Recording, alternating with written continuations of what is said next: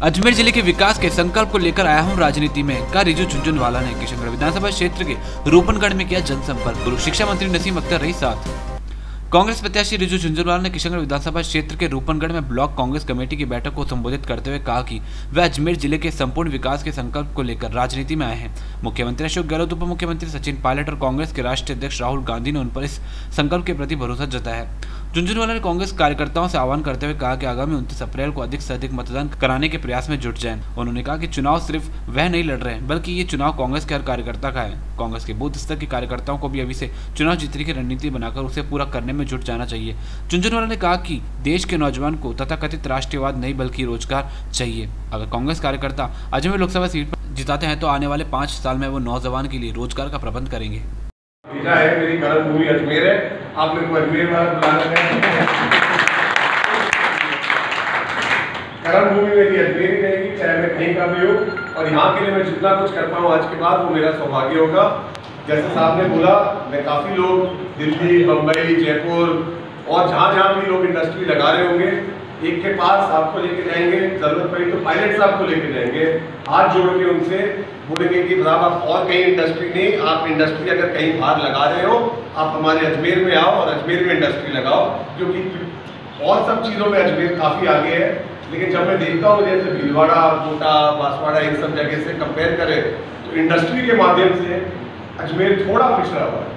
ये एक चीज़ अगर हमारे हाथ में आ जाए किसी तरह अगले 5 साल में, कि हम कहीं जाके काफ़ी लोगों को हाथ जोड़ के यहाँ पे ला सकें कि आप अजमेर में आइए, 4 सुविधाएं आपको चाहिए। किसी भी इंडस्ट्री वाले को, चाहे इंडस्ट्री जो मेरे को पता है 4 चीज़ें चाहिए होती है सिर्फ। एक तो है ज़मीन, एक है पानी, एक है लेबर, एक है स्टेट की सब्सिडी।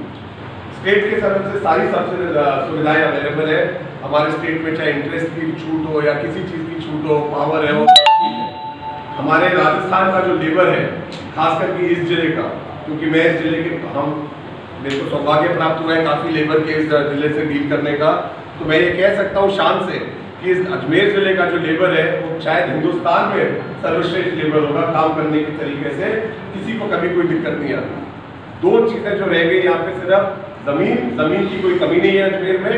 हाँ, एक पानी की कमी ज़रूर है अजमेर में, जिसको हम बैठ के एक टाइम पे, पूरे एक टाइम पे सब साथ में आपके बैठ के समझ के कैसे उसको हम कर सकते हैं कि टैंकर वैंकर लाना ठीक है, वो ज़रूरी है अपनी जगह, लेकिन वो एक परमानेंट सोल्यूशन नहीं है।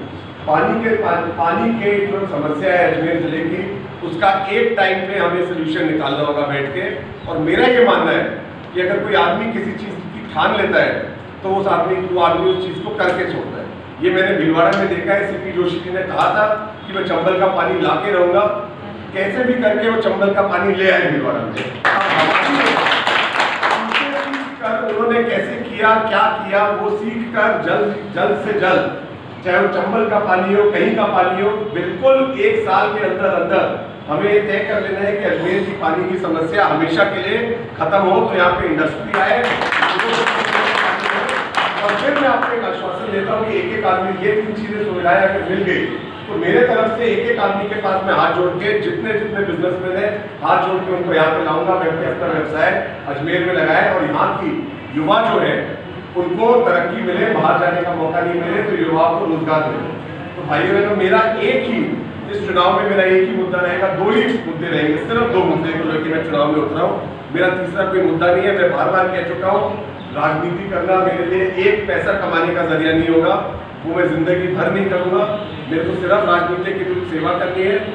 2 चीज़ें होंगी इसमें, एक तो है अजमेर की प्रगति और विकास, उसमें मैं कोई कमी नहीं छोड़ूंगा। जहाँ अजमेर में जो कुछ हो सकता है मेरी तरफ से करूँगा, क्योंकि ये मेरी ड्यूटी है, करूँगा। आज तक जिंदगी में मेरे को जो ड्यूटी दी गई है कामकाज की, मैंने किसी चीज़ में पीछे नहीं हटा हूँ, चाहे वो पहली बार हो या दूसरी बार हो या तीसरी बार हो।